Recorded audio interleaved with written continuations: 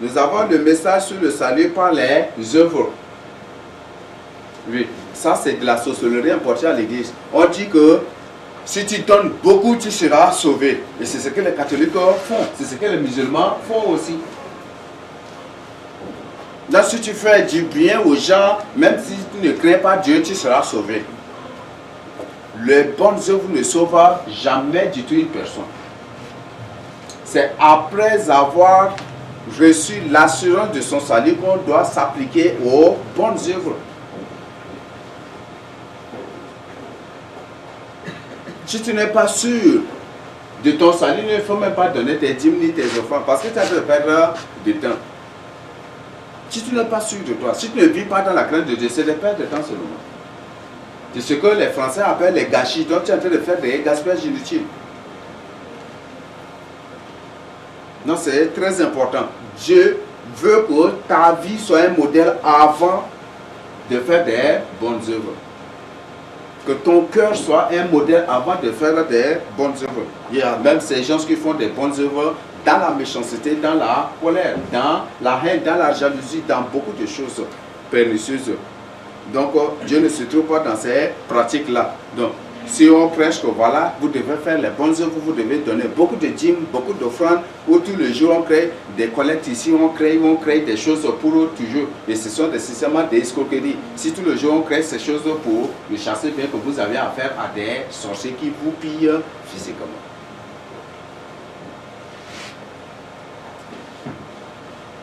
Message sur le salut par la foi. Dieu voit le cœur et non les œuvres. Non, beaucoup de ces gens se sont répandus pour dire que Dieu ne voit que le cœur et c'est par la foi qu'on sera sauvé. Mais ils ne connaissent pas ce qu'on appelle la définition de la foi. Selon la Bible, je parle de la définition de la foi selon la Bible. Selon la Bible, la foi c'est l'obéissance à la parole de Dieu. C'est l'obéissance à la parole de Dieu. Une personne qui vit dans la possession, tu lui dis, répands-toi, car le Seigneur ne veut pas, il dit, ah, Dieu voit que le cœur seulement. Une personne qui vit dans le que tu dis, répands-toi pour le salut de ton âme, il va dire, Dieu ne voit que le cœur. Donc, la foi, c'est ce qu'on appelle l'acte religieux d'aujourd'hui. Parce que beaucoup disent que c'est en prononçant le nom du Seigneur Jésus-Christ la qu'on sera sauvé. Voilà, c'est ce que... Et diaboliquement, pour justifier leurs arguments, ils prennent le texte de Romains 10, verset 10 ou c'est 9 à 10, ils prennent ça pour justifier. Or, ils ne comprennent même pas. Si tu creuses profondément, Romains 10, 9 à 10, on trouve que c'est l'obéissance aussi à la parole de Dieu. Dieu nous a appelés à être saints. Romains 1, verset 5 ou c'est verset 6, c'est qui nous parle de cela. 1 Corinthiens 1, verset 1 à 2, qui nous parle de la même chose, ou c'est 1 à 3, qui parle de la même chose. Dieu nous a appelés à être saints. Et Hébreux 12, 14 nous dit que sans la sanctification, nul ne verra le Seigneur. 1 Pierre 1, du verset 15 à 16, nous parle de la même chose. Dieu est saint et il fait que nous soyons aussi saints comme lui. Lévitique 11, 44 nous dit que lui, l'Éternel, il nous a appelés à être saints pour lui. Dieu nous a parlé de ces choses-là. Mais beaucoup disent que non, c'est en confessant le nom du Seigneur Jésus-Christ. Donc même s'ils adorent d'autres dieux, ils adorent, ils font quoi que ce soit, c'est par la confession du nom du Seigneur Jésus-Christ dans leur bouche là qu'ils sont sauvés. Dieu ne se trouve pas dans cela. Si c'est ça là, même les démons peuvent être sauvés. Mais Jacques 2, c'est Jacques 2 même, non, Jacques 2 du verset 18 à 20, il nous a bien précisé. Cette fois que tu en as là, les démons en ont aussi. Si tu crois que c'est en prononçant le nom du Seigneur Jésus-Christ que tu seras sauvé, Jacques nous dit que cette fois là, les démons en ont aussi. Je crois. Cette croyance là, ils en ont aussi. Mais ce qui fait la différence entre celui qui obéit, celui qui confesse le Seigneur Jésus-Christ de tout son cœur, c'est que la personne qui confesse le Seigneur de tout son cœur le confesse dans la crainte de Dieu, dans la sanctification, dans la sainteté. Les démons croient aussi, mais est-ce qu'ils font la volonté de Dieu? Jamais du tout. Si les démons contribuaient ou faisaient la volonté de Dieu, je crois que nous les humains ne serons pas combattus, les gens ne seront pas possédés, les gens ne deviendront pas fous. Donc, cette fois, le Seigneur dit que cette fois-là, les démons en ont. Et ils en ont plus que toi encore. Donc, c'est ce que je voudrais que tu comprennes. Donc, si tu dis que c'est ton cœur seulement que Dieu voit, ou c'est en confessant le Seigneur Jésus, ou c'est en ayant la foi, tu prononces le mot foi sans toutefois comprendre le sens, je voudrais t'informer que la foi, c'est l'obéissance à la parole de Dieu. Lisez minutieusement Hébreux 11, vous allez tout découvrir que tous ceux qui avaient la foi étaient soumis à Dieu. Et ils ont fait la volonté de Dieu. Donc si tu crois que voilà, c'est la foi, c'est ton cœur seulement que Dieu voit, en tout cas, c'est le salut individuel, donc c'est ton choix déjà, mais tu verras la fin de ta vie. Donc la foi, ce n'est pas la foi dans le désordre qui sauve, mais la foi ici, la définition de la foi même, c'est l'obéissance à la parole de Dieu. Donc si tu n'obéis pas, tu ne seras pas sauvé. Quand la Bible dit, le juste vivra par la foi, qui est le juste selon Dieu? Qu'est-ce que la justice? La justice, c'est l'application de la loi du pays. C'est l'application de la constitution de la loi du pays. Donc la justice de Dieu ici, c'est l'application de sa parole dans la vie du juste, de celui qui met en pratique ces lois. C'est celui qui met en pratique la loi de Dieu, la constitution de Dieu dans sa vie, que Dieu l'appelle le juste. Et Dieu dit que ce juste-là vivra par la foi, donc c'est par sa soumission à Dieu qu'il sera sauvé. C'est par l'obéissance, par sa soumission à Dieu, par sa soumission à sa parole qu'il sera sauvé.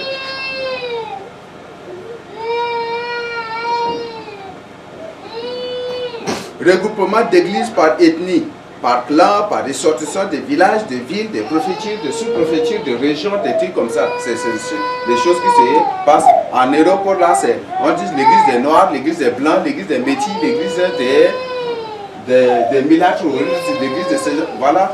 C'est les regroupements d'églises par ethnie, ou par race, par tribu, par tout cela, ce sont les pratiques de la sorcellerie.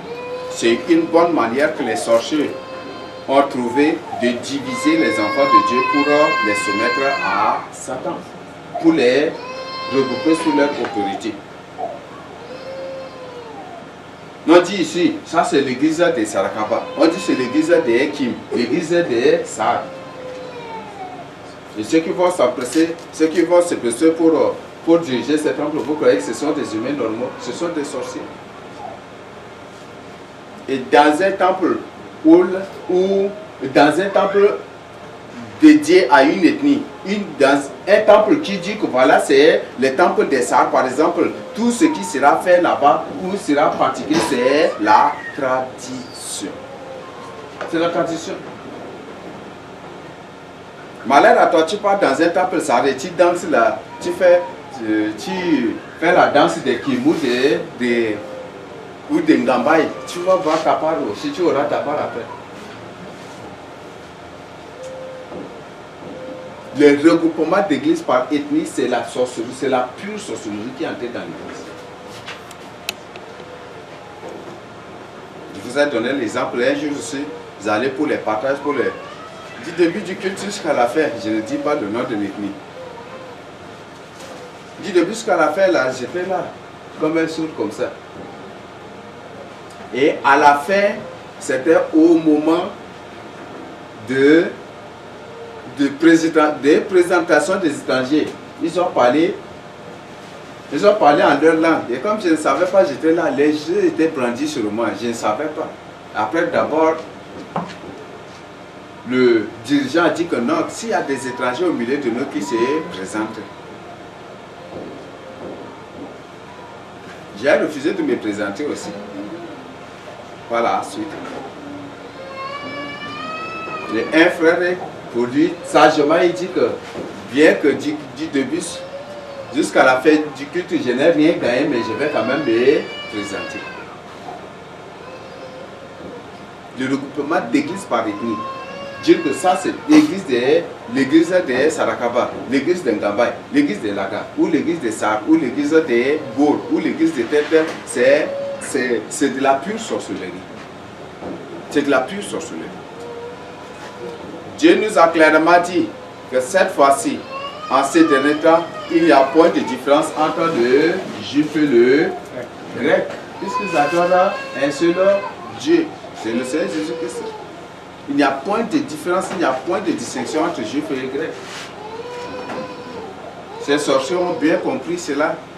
Et comme la sorcellerie, c'est le système antichrist, ils ont créé aussi ce système antichrist aussi pour imposer aux gens. Et les gens trouvent que c'est normal, c'est normal. C'est pas normal. La promotion de l'âme dans le temple de l'église, c'est la sorcellerie. Donc c'est ce que nous allons découvrir aussi après. Donc si les gens trouvent normal, pour toi qui utilises la Bible, il faut revenir. Moi, toujours, je l'ai dit, j'aime pas les débats stériles hors de la Bible. Tout est là dans la Bible et on ne se passe rien que sur la Bible, dans la Bible.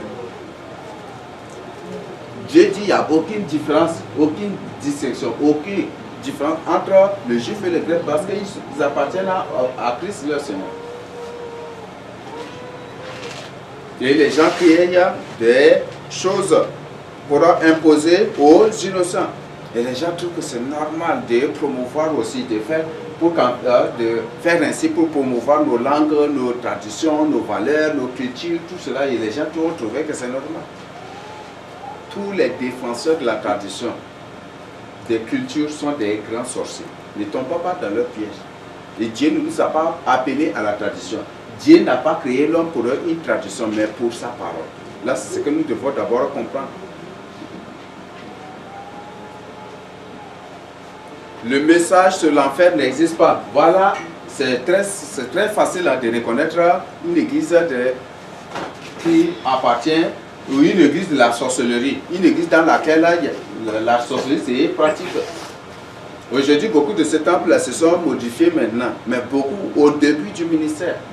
Beaucoup de pasteurs, qui me disent docteurs, formateurs, professeurs en théologie, il y a beaucoup plus morts.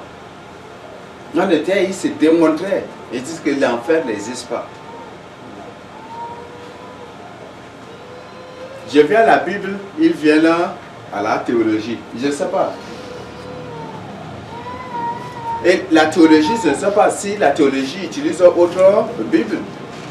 On dit que docteur Franck a dit que, mais ce n'est pas Jésus-Christ qui a dit que. On dit lui, Parker a dit que, mais ce n'est pas Jésus-Christ, ce n'est pas la parole de Dieu qui a dit que. Voilà, c'est ça. Et ce sont tous des démons. Ce sont ces gens qui les récitent, ce sont des démons. Ce sont des grands sorciers. Satan, dans une journée, dit répandez-vous. Répandez-vous dans les salles, dans les centres de formation des pasteurs, des théologiens, tous. Allez. Et il parle à ces démons et aux sorciers qui étaient là. Donc, beaucoup, si on dit que l'enfer n'existe pas, si votre pasteur dit que l'enfer n'existe pas et que l'enfer existera après l'enlèvement ou à la fin du monde, chassez bien que vous avez affaire à un sorcier. Il y a ce qu'on appelle l'enfer. L'enfer, c'est un lieu qui existe actuellement. Ne confondons pas l'enfer avec le lac de feu. Ne confondons pas l'enfer avec l'étang de feu. C'est le lac de feu ou l'étang de feu et du soufre qui existera après le jugement, dernier. Donc au jugement dernier, la Bible dit que ceux de l'enfer vont sortir de ces jours qui seront jugés. Et après le jugement directement dans le lac de feu, c'est un lieu éternel. Mais l'enfer, c'est juste un lieu de détention provisoire comme on a l'habitude de dire. Donc c'est un temple, un pasteur ou dans un temple on dit que l'enfer n'existe pas. Chassez bien que vous avez affaire à des grands sorciers et des gens qui ne connaissent même pas la parole de Dieu. Et tout ce que je voudrais nous informer, Satan se sert toujours de la parole de Dieu pour éprouver, pour tenter les gens. Là, il faut connaître d'abord la parole de Dieu, la Bible que tu possèdes. Je parle de la Sainte Bible, il y a beaucoup de Bibles qui sont des Bibles purement sataniques. Je ne sais pas, il y a une soeur qui m'avait appelé hier, c'était avant-hier pour partager avec moi. Il a dit que Satan l'a prise pour l'amener. Satan lui a dit qu'il a créé, que lui-même il a créé beaucoup de Bibles, il a beaucoup de Bibles et de Nouveaux Testaments. Qu'est-ce qui sont ces fruits qui sont, c'est celui qui a fait cela. Et nous avons quelques exemplaires que nous allons brûler. Nous avons déjà présenté cela. Donc faisons vraiment attention. La non-reconnaissance des œuvres du Saint-Esprit. Ah, ça c'est le problème. Ça c'est le problème en général des évangéliques. Si une église ne reconnaît pas la manifestation du Saint-Esprit, si une église ne reconnaît pas les œuvres du Saint-Esprit, si une église ne reconnaît pas ces choses, sachez bien que vous avez affaire à une église des sorciers, une église purement déjà morte. C'est une église déjà morte. Et c'est une église qui a bâti déjà sur les principes du blasphème du Saint-Esprit. Vous, tous les éléments, vous, tous les membres de ce temple-là, si vous mourrez, vous irez tous en enfer à cause de cela, parce que vous êtes dans un temple qui a déjà blasphémé contre le Saint-Esprit, qui ne travaille pas avec l'Esprit Saint. La Bible nous dit, c'est pas moi qui le dis, c'est Jean 16 qui nous dit que c'est l'Esprit, l'Esprit de vérité, c'est lui qui nous conduira dans toute la vérité. C'est lui qui nous conduira dans la vérité, c'est lui qui nous orientera dans tout ce que nous devons faire. Et si un temple ne reconnaît pas les œuvres du Saint-Esprit, ne reconnaît pas la puissance du Saint-Esprit, ne reconnaît pas la manifestation du Saint-Esprit, je sais bien que vous avez à faire un temple des sorciers, tu dois quitter de là. Comment l'autre était sorti de Sodome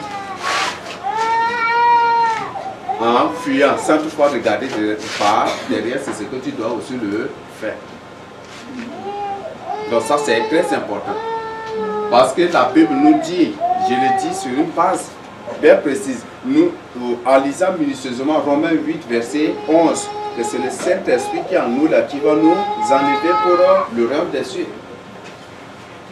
C'est le Saint-Esprit qui est en nous là, qui va nous transformer pour être enlevé. Et si une église dit que l'Esprit Saint n'agit pas, l'Esprit Saint a travaillé juste avec les apôtres ou avec les premiers chrétiens et maintenant sans les esprits, c'est quel esprit qui va te transformer pour être enlevé? C'est quel esprit? Donc, sache bien que tu es dans un temple de la sorcellerie, dans un temple déjà mort et tu dois quitter là. Et beaucoup se sont fait pris dans ces pièges-là. Parce que beaucoup d'entre eux avaient découvert la vérité et quand ils tentaient de sortir, ces sorciers ont bien calculé en créant un poste comme ça pour le mettre là et ils se sont tués à cause de cela. Beaucoup sont pris dans ces pièges-là. Et le Seigneur dit, sortez. Donc ça c'est très important. Si une église ne reconnaît pas, ne croit pas aux révélations, ne croit pas à la délivrance, beaucoup ont subi, même nous, je ne sais pas, on l'a subi cela aussi. Il y a un frère qui m'avait appelé, qu'il a délivré une personne. Et après, le pasteur l'a appelé pour l'excommunier que ce que tu as fait, c'est de la sorcellerie.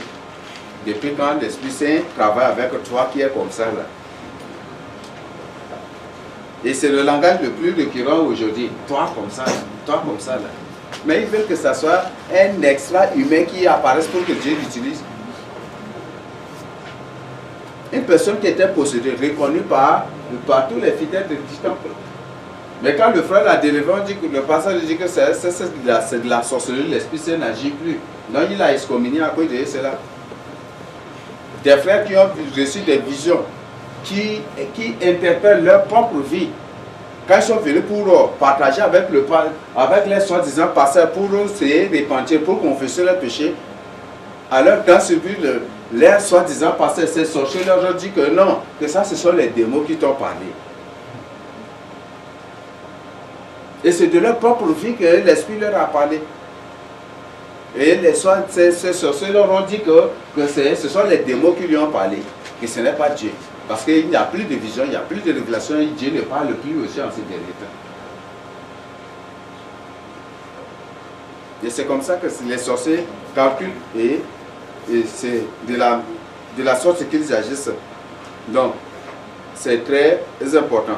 L'adoration, la vénération, l'imposition, Dieu parlait en langue. Ça, c'est une pratique purement satanique. C'est une pratique de la sorcellerie. On n'impose pas de parler en langue. Le parler en langue, la Bible dit que c'est un don. Paul dit, n'empêchez pas de parler en langue, mais qu'il y ait un interprète. Mais si dans un temple, on veut que ce soit tout le monde qui parle en langue, ce n'est plus l'église de Christ. C'est un don. On n'impose pas de parler en langue. Je crois la fois passée, on a décrypté certains mots de ces fameux parler en langue. Et or, ce sont des choses de la cabale qui ont été imposées. Quand il dit Shakina ou que Shikana, tout cela, ça signifie quoi? Il y a ce qu'on appelle la Sirena Shekina. Et c'est juste une manière, une transformation diabolique pour avoir les gens. Et ce sont les invocations des sirènes. Rapapapa. Ça c'est Ra et Papa. C'est Papa qui est tiré seulement. Donc on a Papa Ra. Le dieu Ra, c'est le dieu de l'Égypte clair. Et les gens font cela comme les démons, les possèdent déjà en invoquant, en faisant cela, les démons les possèdent. Et que l'ambiance est vraiment vive, ils disent que c'est le Saint-Esprit qui agit. Non. Une personne qui parle en langue, le parler en langue c'est un acte spirituel. La Bible dit que la personne prie en esprit. Une personne qui parle en langue, c'est une personne qui mène une vie de sainteté, une personne qui vit dans la crainte de Dieu. Et c'est une personne qui, en priant en langue, fait bouger aussi. Quand une personne prie en langue, c'est difficile que les démons décryptent sa prière. Parce que c'est une prière, c'est une communication directe avec le Seigneur. Mais ne confondons pas l'ambiance avec la manifestation de l'Esprit Saint. Toujours j'ai l'habitude de dire cela. Une personne a pris bien son whisky à la maison, il vient, il crie, wow, wow, wow, et pour vous dire que c'est le Saint-Esprit. Une personne a vu que voilà sa copine est là, donc en rentrant, ils vont partir directement à la maison, il est très content à cause de cela. Il crie, wow, vous dire que c'est le Saint-Esprit qui agit. Ne confondons pas l'ambiance avec le Saint-Esprit. Ça, c'est ce que je voudrais vraiment nous informer, nous avertir. Donc, il y a beaucoup de mots dans certains parlers en langue qui ne sont rien que des invocations des mots. Rapapa, ripépé, tu vois, ou Shekina, il y a beaucoup. Je crois que aussi, on vous a décrit ces choses-là. Quand on dit robobo, ça signifie quoi? C'est un système d'hypnose pour hypnotiser la personne. C'est une invocation. Les sorciers utilisent bien ces choses-là pour hypnotiser les gens. Donc faisons vraiment attention. Les femmes pastorales ou apôtres, ça c'est une doctrine de la sorcellerie. Ça c'est une sorcellerie pure et simple importée dans l'église de Christ. Une femme peut évangéliser. Une femme peut témoigner ce que le Seigneur Jésus a fait. Une femme peut aller partout pour témoigner les bienfaits du Seigneur Jésus dans sa vie. Peut-être sa délivrance, peut-être les bienfaits, peut-être elle était stérile, Dieu lui a accordé des enfants. Il a pu témoigner cela pour amener des âmes au Seigneur Jésus-Christ. Et à compter rien que sur le Seigneur Jésus-Christ. Mais la Bible nous dit bien clair à ce que j'ai dit, et je le répète très clairement dans 1 Timothée 2, du verset 11 à 13, qu'une femme ne doit pas prendre l'autorité sur un homme. En d'autres termes, une femme ne doit pas diriger l'église de Christ. C'est la Bible qui le dit, c'est pas moi. Et d'après les choses que le Seigneur nous a révélées, on trouve que toutes les femmes passagères sont en enfer. Toutes les femmes qui se disent apôtres sont en enfer aussi. Qui sont mortes sont en enfer. Et beaucoup y marchent sans toutefois le savoir. Et beaucoup sont bien conscients de cela. Donc, nous ne sommes pas là pour cela. Et ces femmes pastorales, vous connaissez, est-ce que vous connaissez vraiment l'origine de cela? C'est venu d'où? de 8 mars, quand les sorciers du monde, les femmes sorcières du monde entier se sont réunies pour décréter cette journée. C'était en ce moment qu'ils ont introduit cela et c'est la sorcellerie introduite à l'église. Ça n'a pas été ainsi avant. Donc c'était juste après l'avènement, juste après la proclamation ou la publication de la journée internationale de la femme. C'est genre de droit de la femme ou quoi comme ça a été publié. C'est en ce moment que les femmes ces femmes sorcières se sont retrouvées pour proclamer. Et c'est après qu'ils ont commencé par imposer maintenant aux États et même à l'église aussi. Et je parle des temples sataniques et aujourd'hui, il s'est introduit dans tous les temples aujourd'hui. Dans presque beaucoup de temples. Un jour, un pasteur avait fait un programme et il a programmé une femme d'enseigner la parole de Dieu. Ça, si je parle de baptiste. Donc, le frère s'était approché du pasteur pour lui dire que ce que tu fais là, c'est contraire à il a dit au pasteur, ce que tu as fait, c'est contraire à la parole du Seigneur. Une femme ne doit pas prêcher la parole de Dieu. Le pasteur a dit que tu as possédé. Il a excommunié sur le champ. Voilà, donc ce sont des pratiques et c'est la sorcellerie importée à l'église. Si tu as l'habitude de célébrer cette fameuse journée internationale des femmes sorcières, il faut te repentir. Beaucoup des hommes s'habillent, c'est ça la pratique, c'est ce qui prouve de plus encore. Et ça, c'est des preuves concrètes. Chaque célébration de cela, de ces journées, on trouve que les femmes s'habillent différemment, les hommes s'habillent différemment. On trouve que c'est une journée de l'impudicité mondiale. Donc, faisons vraiment attention.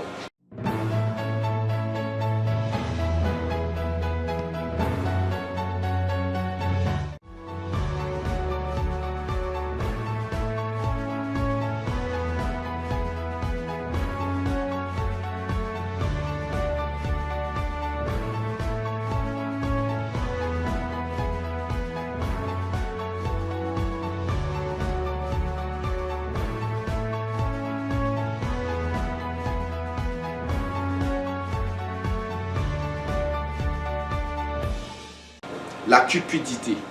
Cette cupidité est entrée dans le temple jusqu'à manipuler, jusqu'à ce que les gens ne se font plus confiance dans le temple. C'est la sorcellerie importée à l'église. Les pasteurs ne font plus confiance aux anciens, les anciens ne font plus confiance parce que chacun dans son rang est dans la cupidité. Chacun cherche de l'argent. Et comme chacun cherche de l'argent, diaboliquement, ils veulent que tout ce qui se passe là doit être présenté pour en fait de s'accuser les uns les autres ou en fait de justifier diaboliquement la gestion du temple. Par exemple, on prend le souverain sacrificateur au temps de Juifs. Est-ce que chaque fin du mois ou chaque année, le souverain sacrificateur fait de compte rendu de tous les trésors, de tout ce qui est entré dans le temple de Dieu? Prenons cela d'abord comme un exemple. Parce que le temple qui existait en Israël, ce n'est rien que le prototype de l'église de Christ aujourd'hui. Ce n'est rien que le prototype de l'église d'aujourd'hui. C'est ce qui s'est passé. Parce que c'est des gens qui vivent dans la crainte de Dieu. C'est des gens qui n'ont pas qui ne vivent point du tout dans la cupidité, qui n'acceptent point de présent. On prend d'abord Samuel, c'est souverain sacrificateur. C'est un sacrificateur aussi. Et il était aussi souverain sacrificateur parce que c'est lui qui a remplacé Élie. Bien qu'il n'est pas lévite, mais il est devenu souverain sacrificateur selon ce que le Seigneur a annoncé. Mais lorsque Samuel allait faire le compte rendu de son poste et il faisait le compte rendu en tant que juge d'Israël. Mais il n'a pas dit que voilà, vous m'avez donné ceci dans tel dans ce, j'ai fait cela, il n'a fait pas cela. Mais il rendait compte d'abord de la gestion du pays. Si en en rayant sur le pays, si j'ai commis des actes, des agressions ou de l'injustice envers une tribu ou envers une personne, que la personne se présente pour témoigner contre moi. C'est ce que Samuel réclamait. Et personne. Parce que tout ce qu'il faisait, c'était à la lumière de la parole de Dieu. Tout ce qu'il faisait, c'était à la lumière de la parole de Dieu. Donc, ici, la cupidité, c'est ce qui fait qu'aujourd'hui, dans les temples, les gens ne se font plus confiance. On dit, l'argent doit être avec tel et la clé de la caisse avec telle personne. Et avant que l'argent sorte, ça soit telle autre personne d'abord qui doit décider. Et si telle autre personne veut prendre l'argent, doit d'abord consulter telle autre. Voilà. Et quand vous voulez prendre l'argent dans le temple, vous allez faire de va-et-vient, va-et-vient, va-et-vient, va-et-vient. C'est ça le problème d'aujourd'hui. Parce que ce sont des sorciers, des groupes c'est une bande de sorciers bien organisés, qui sont là seulement pour l'argent. Et c'est à cause de cela que, comme eux-mêmes, ils savent bien qu'ils sont là pour l'argent, ils ne se font plus confiance, donc il faut créer ces choses-là pour mieux retarder. Et pour se dénoncer aussi. Message sur l'imposition ou la promotion de sa langue à l'église. Ça, ce n'est rien du tout. Il n'y a rien de biblique là. Non, dans beaucoup de temples, on veut imposer la langue. Sur le pasteur, par exemple, je prends quelle ethnie pour ne pas fournir une personne.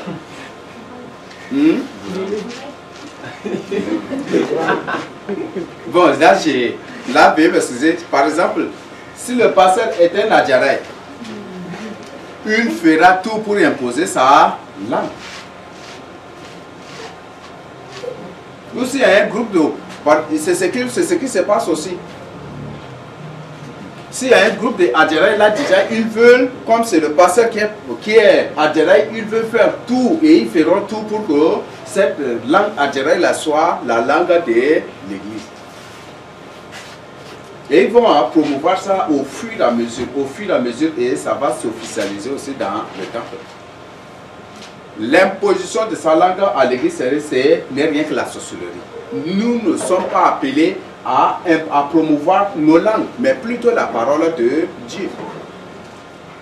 Si nous sommes là, c'est ce que nous devons faire, c'est chercher à connaître. Si par exemple, je trouve que la majorité parle le français, je dois m'exprimer en français. Mais s'il y a des Gambaïs ou s'il y a d'autres ethnies, mais s'ils comprennent une autre langue, en dehors de ma langue, je peux parler en français et demander peut-être à un Gambaï, comme ici en Djamena, beaucoup comprennent Gambaï, c'est la majorité. Je peux demander à un Gambaï pour venir interpréter, pour traduire. Et le message sera à la portée de tout le monde. Ce n'est pas parce que je suis Sarah que je vais imposer un interpréteur Sarah pour venir faire la promotion de ma langue. Ça, il n'y en a pas. Ça, c'est la pure sorcellerie importée à l'église de Christ.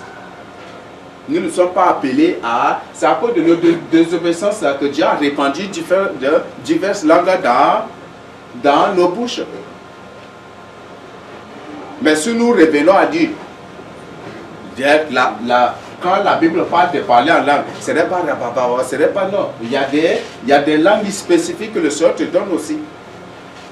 Peut-être toi tu ne parles pas l'allemand, mais le Seigneur peut t'accorder cette langue, de parler en allemand, en langue allemande, ou peut-être en français, ou en anglais, ou en espagnol, ou en chinois. Le Seigneur peut te donner cette langue-là.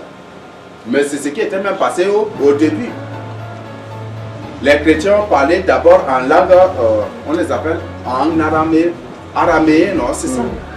Araméen, c'est la langue internationale de l'époque, comme l'anglais aujourd'hui. Araméen, on dit araméen, c'est la langue adamique, c'est la langue d'Adam. Donc c'est comme c'est la langue internationale de l'époque.